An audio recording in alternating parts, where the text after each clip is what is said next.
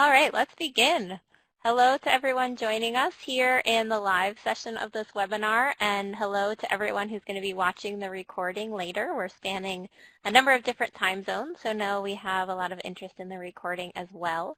My name's Carolyn Moore, and on behalf of the Global Handwashing Partnership, I'm very excited to welcome you to a webinar on handwashing and safe management of child feces.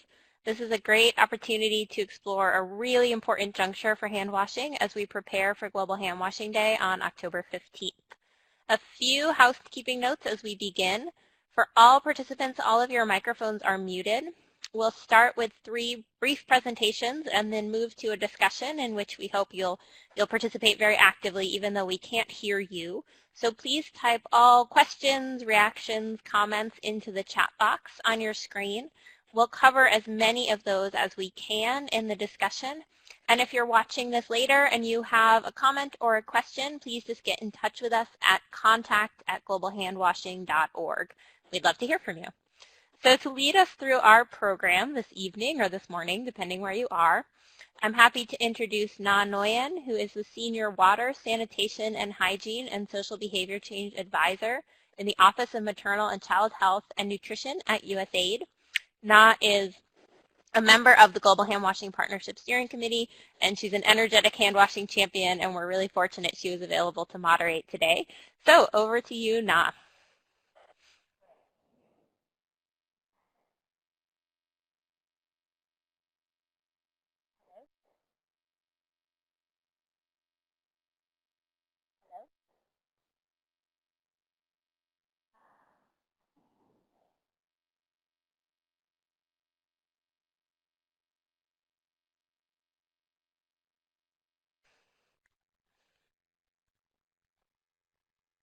We can't hear you, Nga.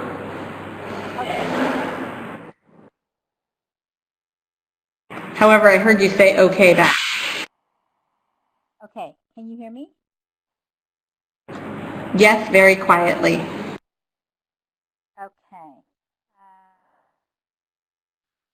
All right, is that better? Yes.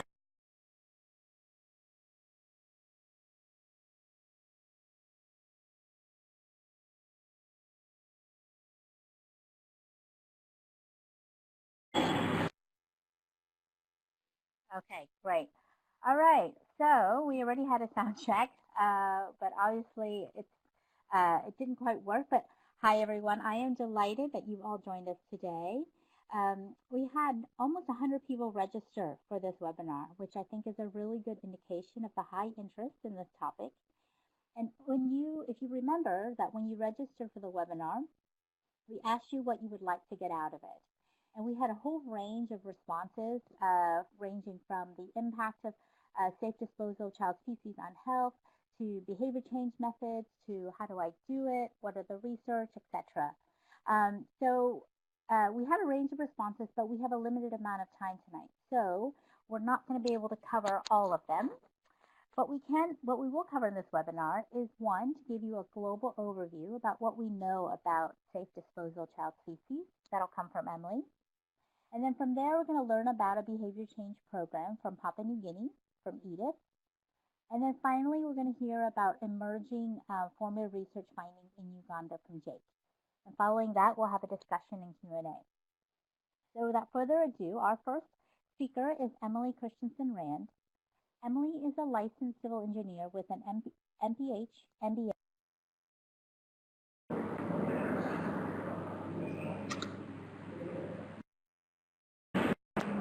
Nga just dropped out from I can't hear her anymore. Can you all hear me? Yes, Emily, we can hear you well. Go ahead. Okay, great. So I'm going to take over now. And just before, as we move to the next screen where my presentation are, I just want to say it's really exciting to see that we have people literally from all over the world. And thank you to some of you who, it looks like Morocco, it's quite late, and we just really appreciate you joining. I'm also excited to see that we have a wide variety of people, though it looks like we're going to have to do some effort to get some more private sector. We don't have any child potty salesmen on there. I'm surprised by that.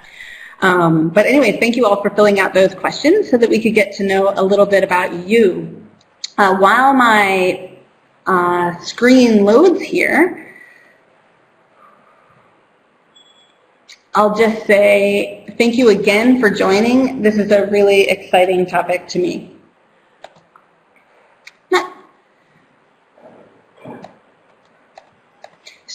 For those of you new to the topic, let's start at the beginning. What is safe disposal of child feces? USAID and the Demographic Health Survey and UNICEF Mix define safe disposal as child uses a toilet or latrine, or for very young children, feces is put or rinsed into a toilet or latrine.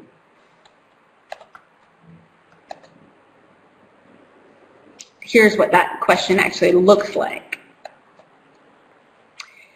Now, for those of you who prefer to see what this looks like in a picture, this image from Ethiopia is the best I've seen that really shows the safest way to dispose of a child's feces. Note the caregiver putting the feces in the toilet and the hand washing station. If you can just verify for me in the chat box that you can see my slides, I'd appreciate it. So why does child feces disposal matter? Well, over the years, studies have been done in Bangladesh, Philippines, Burkina Faso, Indonesia, and Ethiopia, and others that have shown associations with diarrhea, and some have even shown an association with environmental enteric dysfunction. It's exciting to me that there are now so many studies that they don't even fit on this list, and I'm sure I've missed many. I'm going to share a few more examples in the rest of my talk, but please go ahead and type some in the chat box so that others can see other studies that I missed. So please share your favorite research in that chat box there. Now, we all know, I hope, that association is not causation. And at least one study didn't find that association. But looking at all of the evidence together, the Child Health Epidemiology Research Reference Group concluded the data was strongly suggested that safe stool disposal has a protective effect. So what do we know about child feces disposal? Well, as Nga mentioned, a few years ago, UNICEF and the World Bank partnered to analyze whatever we could find on child feces in 24 countries. We had a few key findings that have been strengthened with additional research since that study was released that I'd like to share right now. Our first big finding was that in most countries analyzed, over 50% of households with children under age 3 reported that the feces of their children were unsafely disposed of. Thanks to this presentation from Rick Johnston, he shared this graph that shows that unfortunately this is still true. Our second finding was, although there is a common belief that children's feces are not harmful, exposure to children's feces could be more risky than exposure to adult feces. Some people believe that children's feces is okay because babies are breastfed, but in a study in 1983 showed that there is evidence that children's feces could be more risky than adult feces due to a higher prevalence of diarrhea and pathogens such as hepatitis A, rotavirus, and E. coli in children's feces rather than adult feces. To those who say, but they were breastfed, Christine George found in a study that households with unsafe child feces disposal were 5.5 times more likely to have E. coli in the soil. And let's just be honest, children eat dirt. Our third finding was that higher rates of unsafe child feces disposal were found in poor, rural households with the youngest children and where other household members defecate in the open. A more recent study in Ethiopia added to that low levels of maternal education also resulted in lower levels of safe disposal of child feces. Our fourth finding was that even among households with improved toilets or latrine, some unsafe child feces disposal behavior was reported. In almost every country, feces of children under the age of 3 are less likely to be safely disposed of than those of the general population. A really interesting study in southwest Nigeria found that even though most of the caregivers had access to improved water sources and improved toilets, Only 20% of caregivers safely disposed of feces during the day, and 70% did so at night. That same Southwest Nigeria study also found something really interesting for today's discussion. They took the definition of safe management of child feces one step further and, like this picture from Ethiopia shows, they included hand washing. Then they found that 94% of caregivers omitted some steps in the safe management chain, such as hand washing. From this study and my own observations, I've started to wonder, is hand washing that critical piece of child feces disposal that really makes the link between poor health outcomes and child feces disposal? I currently live in the Pacific, where this problem is particularly strong. So I really look forward to learning from the next few speakers on their observations of hand washing and child feces disposal. So with that, back to Nga or Edith. Great, thank you, Emily. We can see from your presentation that there is strong evidence suggesting health impacts from safe disposal of child feces. But I also noted that even when households have a toilet, they may not be disposing of it properly. We see that a variety of factors are affecting this behavior, including economic status, but also beliefs and culture. And so with that, we're going to segue into Edith's presentation about the opportunities and barriers to this behavior. Edith Kamundi has worked in WASH for over 15 years, specifically working with communities. She's currently working at the International Water Center on various WASH programs in the Pacific and Southeast Asia. Take it away, Edith. Thank you very much. I'm glad to be presenting this project that we did in Papua New Guinea, and I think it progresses the discussion that Emily has started on. What exactly can we do about promoting safe infant feces management? So I'm using a different terminology from child feces to infant feces, but this is how we defined it in our project. So we worked on this project in East Sepik province in Papua New Guinea, which is in northeast of Papua New Guinea, and we were working in rural communities. And what we were looking at is we wanted to design a behavior change program that would work in to help promote and influence better practices in the community. So we began by, I don't know if you can see my slide, yes, but we began by, thank you. So we began by asking ourselves is what are the risky practices in this community and why would it be a priority for these communities? And we looked at hand washing, defecating practices, we looked at menstrual hygiene, and we discovered that the one thing that nobody was paying attention to was how to safely handle infant feces.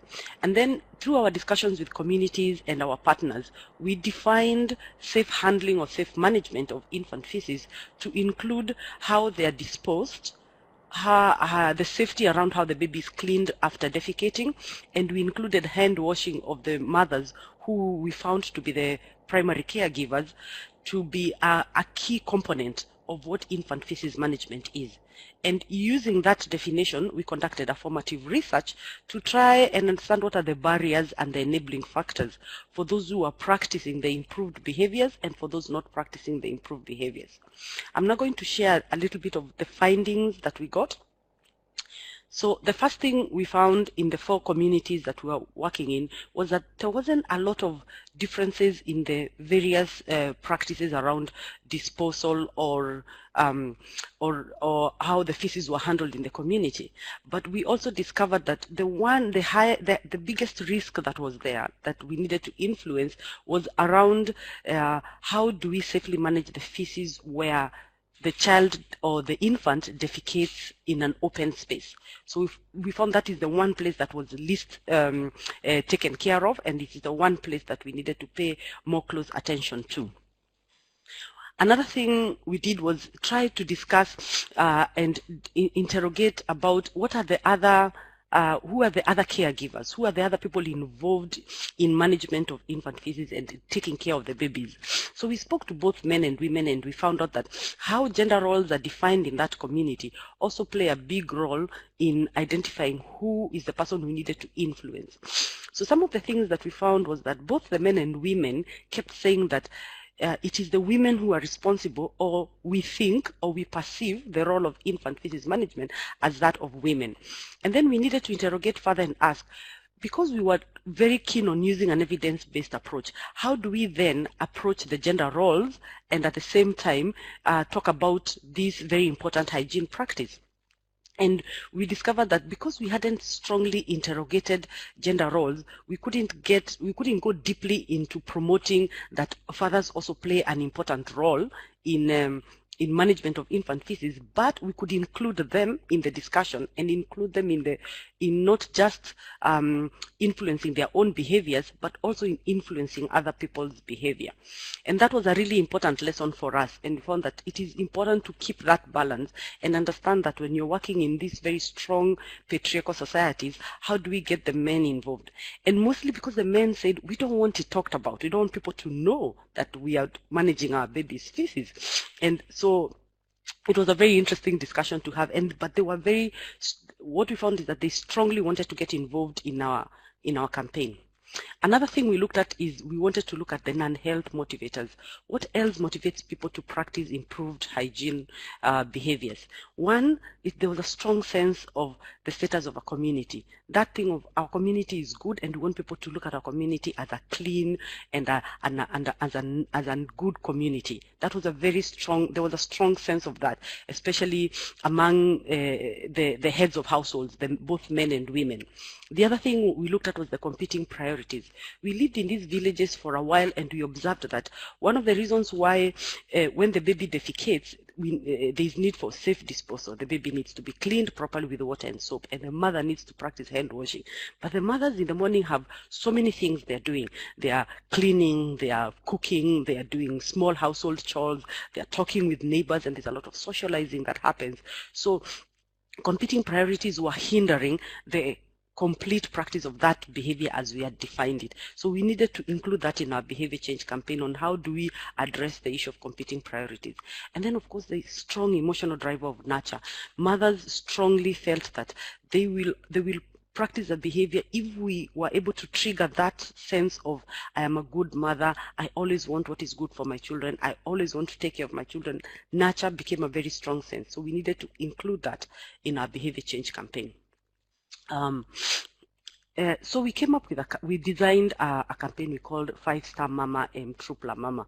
Trupla is a common terminology in Pidgin, in Papua New Guinea, that says Trupla means someone who's doing the right thing or someone we approve of.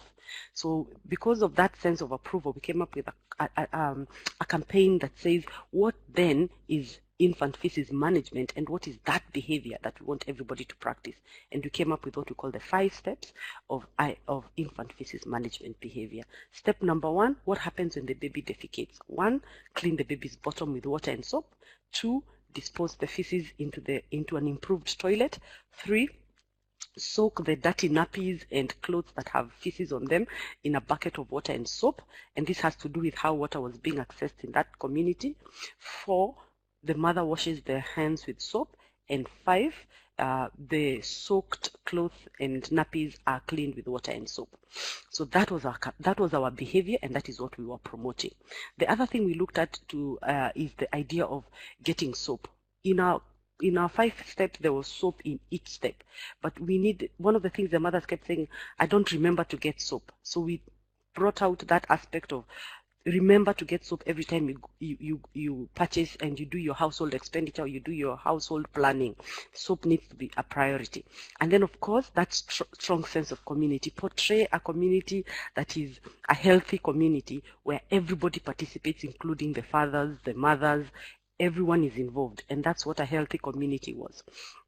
So the collective community responsibility was there, and this was packaged into a 4-week campaign in each of the 4 communities, and it would be promoted through community participation, supporting small doable steps, using drama, using songs, calls to action, using leaders, and we've designed a booklet that can be used by change agents in any community. So what are the key things that we came up, some insights that we learned? Number 1, we felt that this was good insight and it is used, but like we started at the beginning, this is a neglected topic. So it needed to be scaled up and integrated in other programs so that the government health promotion programs can consider infant feces as important as, say, defecating practices, because like in Papua New Guinea, they're doing community-led to total sanitation, but it's only on adult feces or defecating practices of adults. So how do we integrate this? Nutrition programs are very strong, and they also include how we safely manage infant feces. So these are good lessons on how well we can integrate this program in other national programs. Integrating behavior change in existing social systems. This goes back to the discussion we had about gender roles. In our campaign, we proposed the use of male community-based champions, not just to be able to, for them to practice the behavior, but to be the ones who are championing these safe practices. And that worked very well for us. Then other thing we found, using community-based change agents, as we did our research and we came in as academics, but getting people in that community to be champions for change, same concept as natural leaders, works very well. And then enabling environment. Government needs to prioritize this, and we are happy to hear that the government of Papua New Guinea is really looking at this as an important WASH promotion campaign, and they're looking into how they can integrate this into their other health promotion programs. So that's very important, and they were with us as we were designing and having discussions in the community. So thank you very much. I'm looking forward to hear more questions. This was a strong collaboration with WaterAid and Divine Word University in Papua New Guinea and RDI, a national NGO in PNG. And this program was sponsored under the Civil Society WASH Fund by DFAT. And we are very happy to share with you. Please check on our website, on IWC website, for more information on this, or the WaterAid website. Thank you very much. Over to you. Hey, that was fascinating. Thank you so much. I hope you can hear me better now, everyone. So we can see from your experience that culture and gender heavily influence this behavior in Papua New Guinea. And beyond the WASH sector, it's also critical that we work through other sectors, such as nutrition, that address the same target audiences, such as caretakers. I think what I really liked about your presentation is how the Water Center was looking at both individual and collective change, and then also working at advocacy with your national government stakeholders. So with that, our third speaker is Jake Pitts. Jake is a current WEDC Water and Waste Engineering master's student. Prior to WEDC, his career focused on engineering project management and advocacy for children's rights. Over to you, Jake. Hey, thanks, Nga. I really appreciate it. So as Nga mentioned, this is preliminary results from a study conducted earlier this month within Uganda for South Sudanese refugees within the Rhino camp settlement. So this is built from the Child Feces in Emergencies research gaps identified in 2016 by Save the Children. So I'm heading over to the next slide now. I'm just double checking this is working. All right. So as part of the context within Rhino, the WASH cluster was definitely focused on the priority of reducing water stress, but there was very high latrine coverage, significant hygiene promotion, but unfortunately no child feces management and FI distribution, but these could be purchased at a local market, but there were severely limited livelihoods within the camps. So this is represented by this grain mill that's having some maintenance issues here. So as part of this study, we were wanting to look at parts of the process that's used to manage child's feces, not just feces disposal, which you're seeing on your screen here, but all of these kind of process steps from a child communicating a defecation need to an adult, all the way to the post-disposal hygiene practices of cleaning a child's bottom, to washing a child's hands, to a caretaker washing their hands, and then also any tool cleaning or disposal of materials outside of the bulk of the feces materials. So in another dimension here, I'm sorry, I have an issue with my screen. Sorry, guys. The Q&A has come up, but I don't know how to close it. Sorry.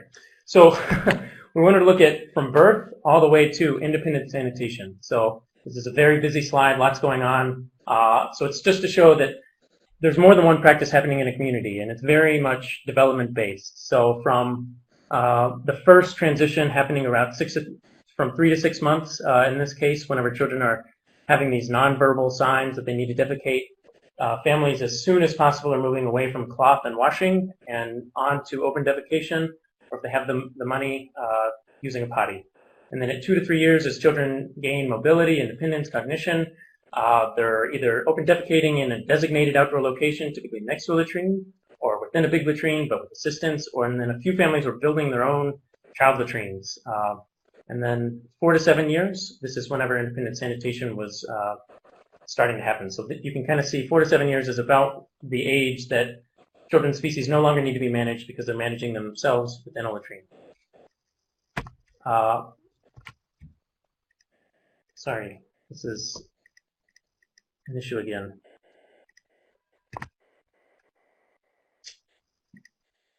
There we go. So the connection with hand washing within my study was that I wanted to look at self-reporting versus direct observation. So we see that there was lots of knowledge about hand washing, but considerably lower observed available household facilities, with only about a quarter having full soap, full water. And another thing that came out of the study was that generally children's hands weren't being reported as being washed, but babies were generally fully bathed after defecation. So lots of water needs there. So the direct observations weren't that surprising, considering that in the top challenges that were mentioned was generally the affordability of soap, washing detergent, and then also adequate water supplies, both within the household interviews and within our focus group discussions. So the water stress was playing a big role in people's ability to manage their child's feces within this context. So coping with the context, families were having all of these somewhat interesting practices. So if a potty is too expensive, you might use scraps of cardboard for a child to defecate on at night, or you might share a potty with your neighbor. Or if you can't afford cloth diapers, you're using old bed sheets. Families were washing a lot of cloth diapers that were fecally contaminated without soap. A lot of families were waiting to wash cloth diapers until water was available. A lot of families were, or some families were having children that weren't sleeping with any clothes because they were afraid that they would soil in them at night, and they only had one set of clothing for the children. There were a lot of families that were using leaves for anal cleansing when water was scarce. So lots of interesting coping mechanisms. Another thing that we wanted to look at was not just what are these practices, but how do they change within a household due to different states, different conditions. And one of the main findings that we found was that, okay, these are the normal reported daily practices. We've talked about clothes and washing, open defecation, using scoops, potties, child using a latrine. But whenever a child has a diarrheal episode, we were finding that families had vastly different strategies. They were generally going back one step within that development chain of sanitation. So children that were practicing independent sanitation are now using it with help. Children that were using a potty, now because they can't communicate their need, they're using clothes. Or children that were open defecating are now using clothes. Or some families, cleaning the potty became too much, so they were sending the child outside to open defecate, and then they would scatter dirt, and then they would scoop to the latrine. So we found that 80% of families were reporting different practices during diarrheal episodes than during normal practice. And this was all because of decreased communication between the child and the adult, the caretaker, decreased independence of the child, and then increased frequency of defecation. So another thing we want to look at were maybe some hygiene promotion gaps. We had, within the household surveys, almost universal claiming that they were disposing child's feces within the latrine. All of our observations backed this up. There was no feces anywhere in any of our transect walks, any of our household observations. But whenever we started to talk about, if you're cleaning your child feces management tools, where are you doing that? How are you doing that? And generally about half of that time was on the compound ground, not within a latrine. And then also the materials that are used for cleaning your child's bottom, where are you disposing of that? And so since that was largely washing a child completely after open defecation, this wash water, people weren't really for sure what to do with it. Some were putting it in the rubbish pit, some of them were pouring in the bush, others were pouring on the compound ground. So about a third were not disposing of that material within a latrine. So a few hygiene promotion gaps where the disconnect between the bulk of the child's feces and then maybe kind of some of these other risks residual feces weren't necessarily being addressed. So some implications, there are some hardware gaps which aren't included in this presentation. That's kind of my background, the engineering side. So I looked at a lot of different hardware issues, the engineering, the implications for the wash water, solid waste management. So these can be discussed at another time. And then with the hygiene promotion gaps, very obvious that there are dynamic practices. As children are developing, there were differences at day and night. One of our children had diarrhea. One of it was raining. There were these risks beyond unsafe disposal. And there was very obvious gaps between the hardware gaps and then the hygiene promotion that was being done. And then there's also not very good indicators for the moment within CFM and emergencies. So really we need more case studies in emergency context to better understand these behaviors. This is just one context, and there are many different contexts where lots of these things can change. So thank you.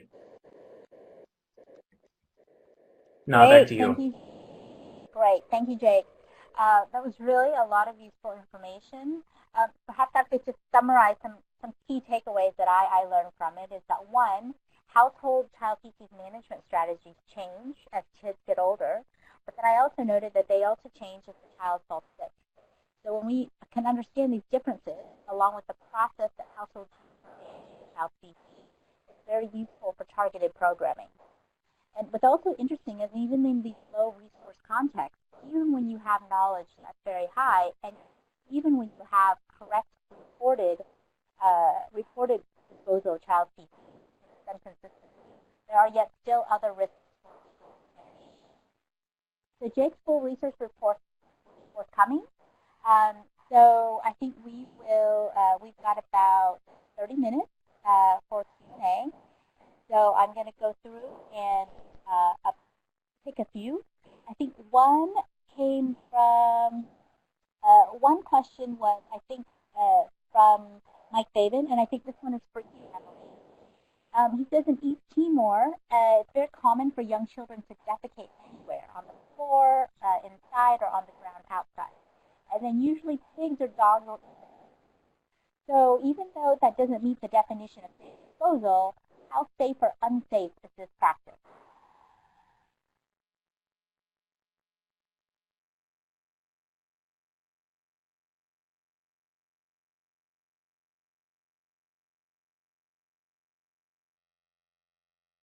Emily, were you able to hear me? Sorry, no, I had no idea that you had spoken to me. Maybe Caroline can speak because it's clear when she spoke, asking the questions. But I did read that question from East Timor, and having previously worked in Timor and knowing that people call the dog when the defecation, it's really interesting to me to hear that question. I think it's a good one. Because I honestly, frankly, have no answer there. I mean, honestly, there are no hands touching the feces then. Yeah. And I never actually heard of any examples when the dog bit the bum, because I really even saw dogs clean bums. So anyways, if that's too much detail for anyone, I have no comment on. I've never seen any studies or anyone really even looking at that beyond the East Timor, Indonesia, and Lesotho, where I've all lived, that knowing that practice is actually being used of dogs or feces or pigs being used to eat the feces. It's an important nutrient source for those animals.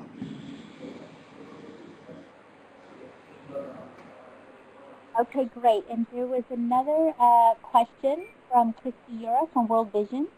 I think this was slated for Edith. The question was the management of animal feces included in this work at all? Looking at total feces in the household. Thank you, Christy, for that question. We did not look at animal feces disposal. We were looking at one of the reasons why we said in our step 2 of our 5-star campaign was that feces should be safely disposed in the toilet is because, like we said, most of it was out there in the open, and there is a lot of animals and dogs around there. So because our focus was basically how do we get the feces out of the open space into a toilet, that's where we focused our campaign and our messaging. But for safe disposal of animal feces, we did not look at that.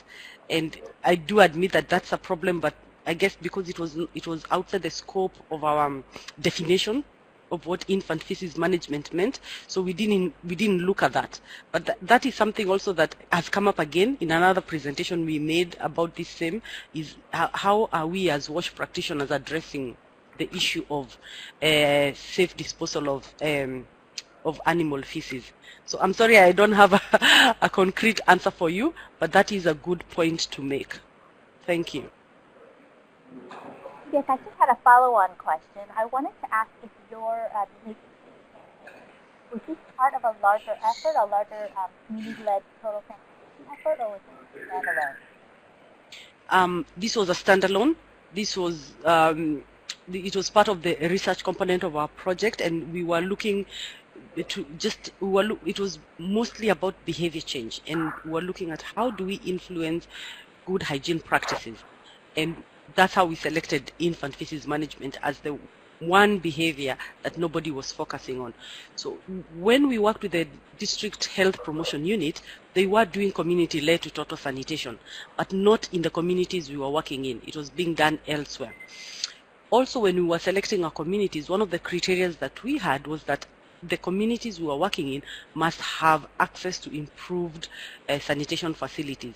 Most of them had VIP toilets, and which were shared among as little as 2 households to 5 households. And the other thing is that there was, in one of the communities is where they did not have a lot of toilets. They were using pit latrines and a bit of defecating at the beach. But that's for adults. But that also influenced how the feces were disposed. So in those communities that where adults went to the beach, would find that everything was thrown, including the disposable nappies or diapers, as we call them in Papua New Guinea, were also disposed into the ocean. So this was standalone, to answer your question. Okay. Great. Question from Lori here. He says that it's interesting that the potties were expensive. Were there plastic tubs with or without handles available?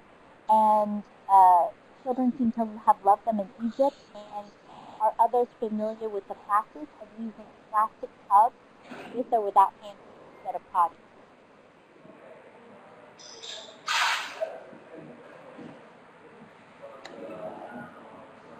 I guess does anyone, I mean, this question may be open to everyone. Does anyone else have experience where children use a plastic tub rather than a potty?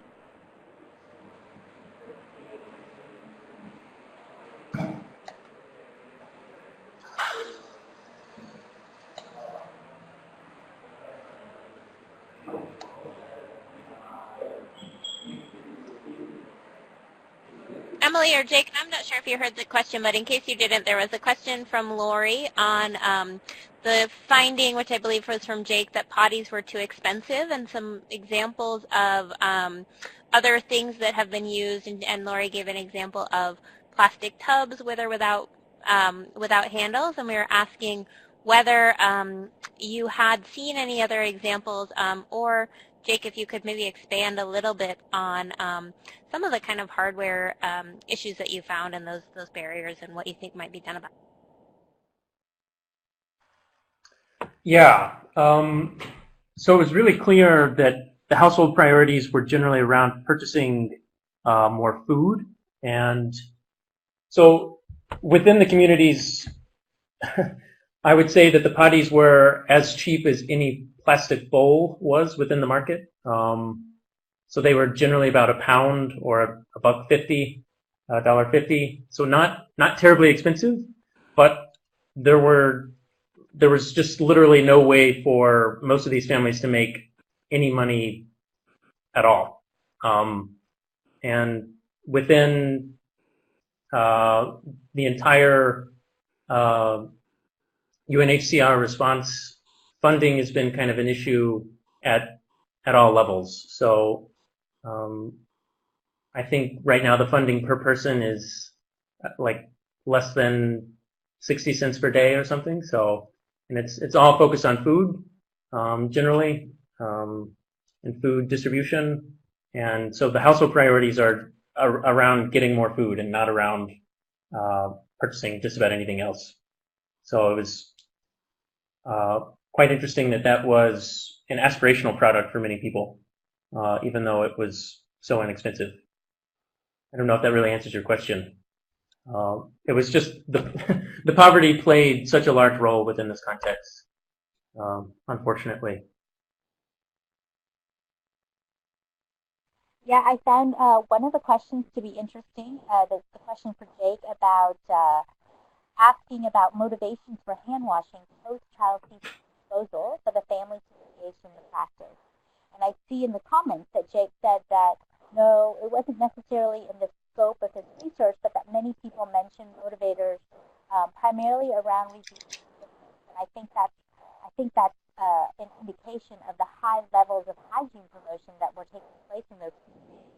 So obviously people had the high awareness that wash prevent illness and dispose of their children.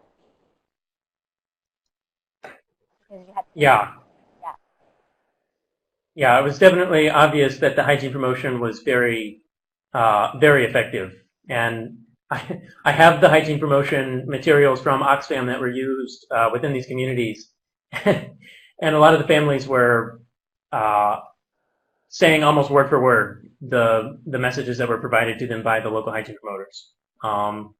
And based on the practices that I was seeing within their households, like they seem to have internalized. And it really came down to not necessarily the risk of disposal, but other risks and maybe just kind of some of their coping strategies that led to additional risks in the household. So yeah, the hygiene promotion was very effective in this case. That would be my assessment.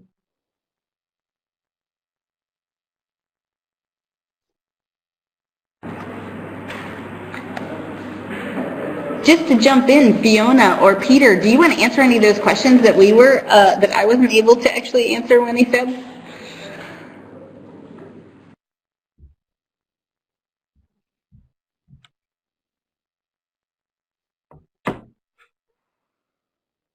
They might not have mics, but Peter or Fiona, if you have any examples, if you could share away in the chat. They've both done extensive research on this topic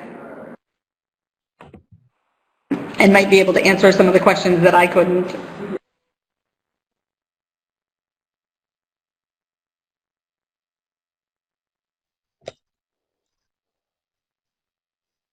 Yes, the question came in from, it says, my name is E. What do you think is the sector should or can do to better address child feces? I think this is open for any of our presenters.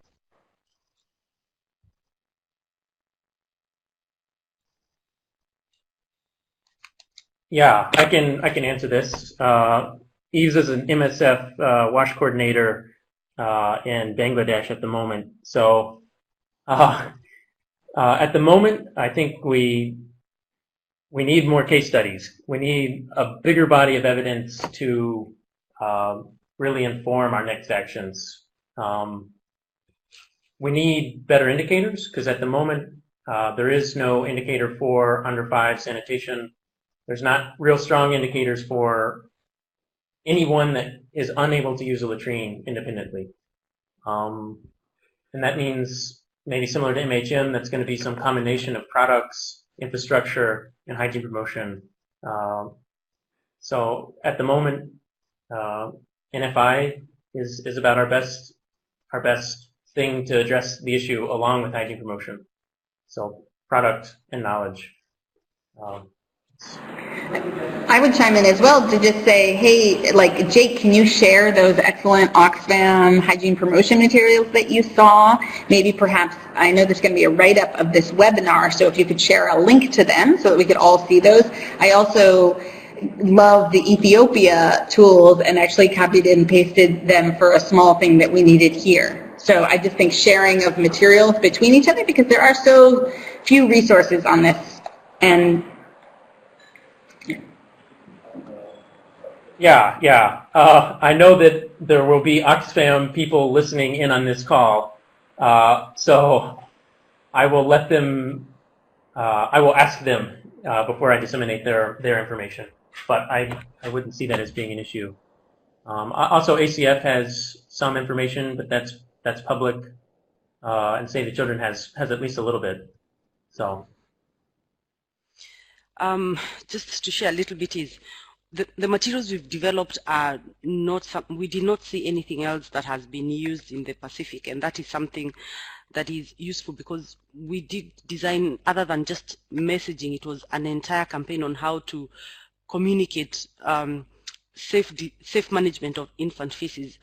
One of the lessons that we learned was because people's perception of infant feces not being risky or they being safe, when we do our sanitation promotion programs like CLTS, we don't consider that.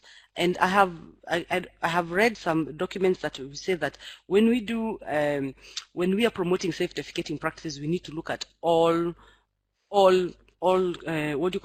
community all members of our household, including the young ones.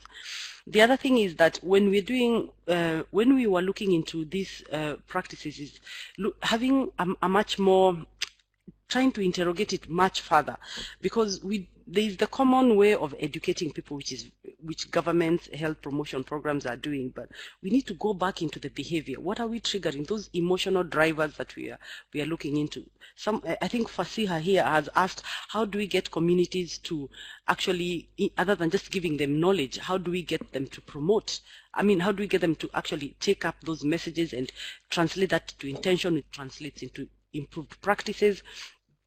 That's one of the things that we're looking at in our program, and that's one of the that's how we have designed our campaign, to look at, not looking at the common health motivators, because health knowledge is extremely high in all these communities we talk to. When we ask them about why do we need to safely dispose our baby's poo, and everyone in the community, male, female, everyone agreed that it's good and it's healthy and they know about health knowledge, but the behavior is not translated. So how do we try and get in and get those non-health motivators and use them as ways of influencing behavior? Consistency is very important. Getting community members also, like we were saying about community-based change agents, getting those champions in that community to continuously look at how do we influence this, how do we influence each other to practice the behavior. What Jake said about what are the indicators, one of the things that we couldn't safely, we were not able to conclusively come up with an answer is, in these very remote rural communities, how do we talk about safe disposal of diapers? Because the disposable nappies are disposed of. We saw them buried, we saw them thrown into the toilet, we saw them burnt, we saw them thrown into the ocean. This is not something that is discussed when we're talking about better defecating practices in communities. So we do need those indicators. And if they could be, one of the things we're trying to get WATAID is trying to get the Papua New Guinea government to think about is, as they have their new WASH policy, as they're beginning to describe how they're going to be monitoring sanitation in their communities, how do they now include these type of indicators so that everybody has a common way or a common understanding of how to promote improved behaviors?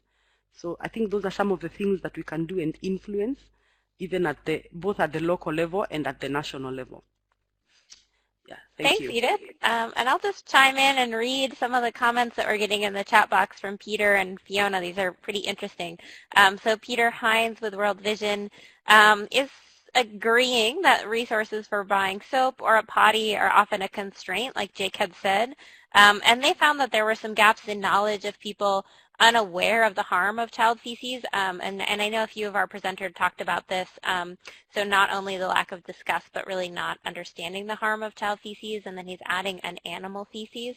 And they hypothesize that this is because CLTS largely does not include child feces management, but that hasn't been verified, so sharing of resources that include those messages is seconding that. And Fiona had added that in India, she's found that people are sometimes not aware of existing hardware that could be used for child feces management, like scoops or potties. And caregivers, again, also didn't know what they should do with child feces.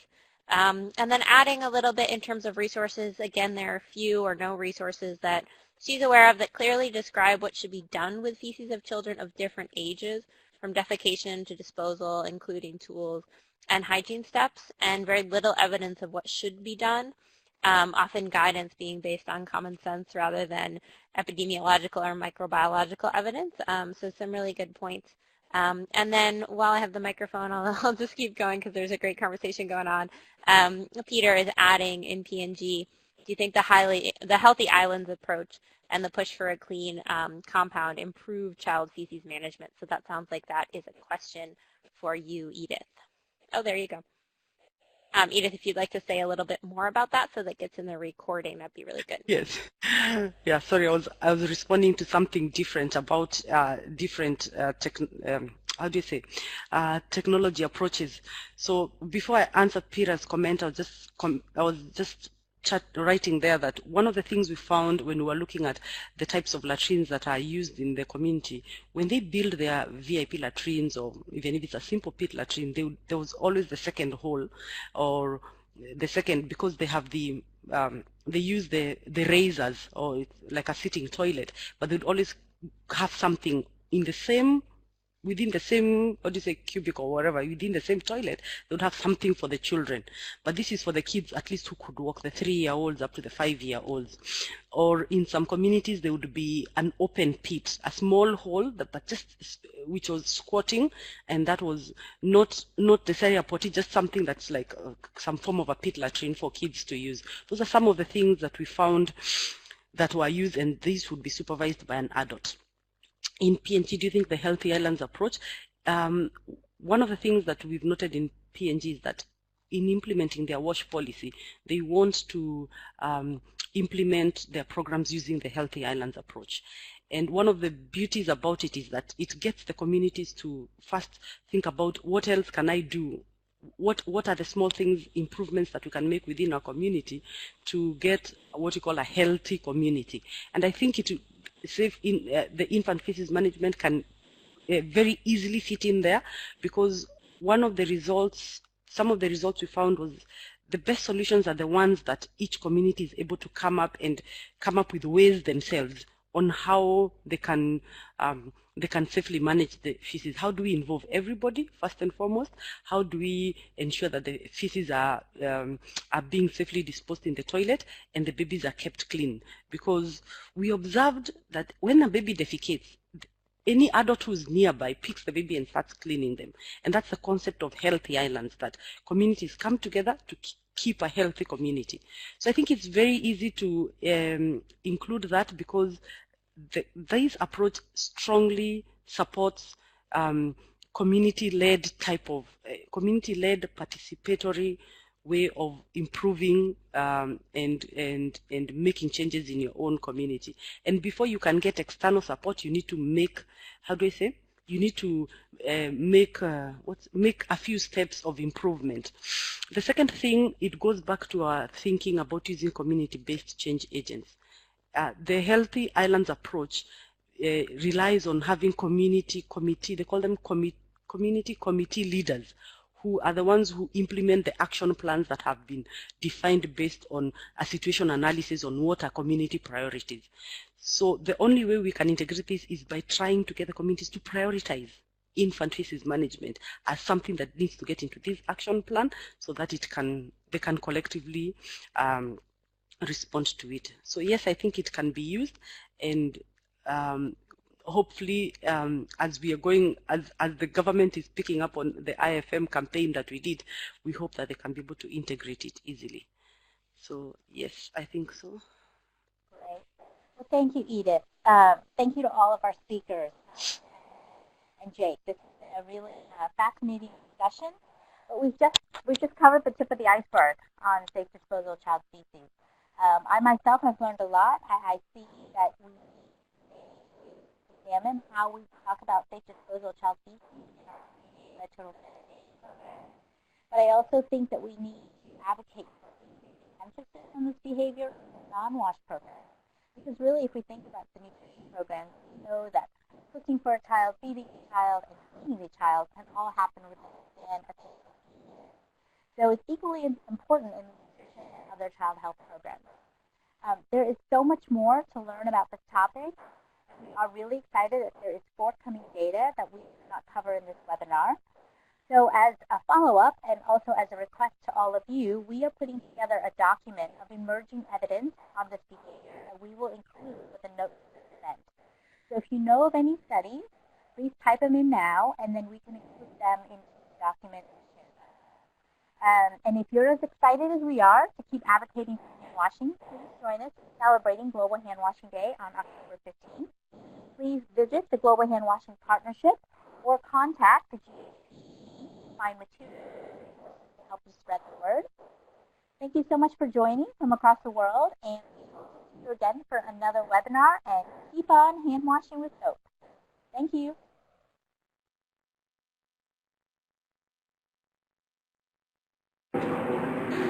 Thank you, everyone. Yeah, big thanks. Thank Thank you, you. everyone.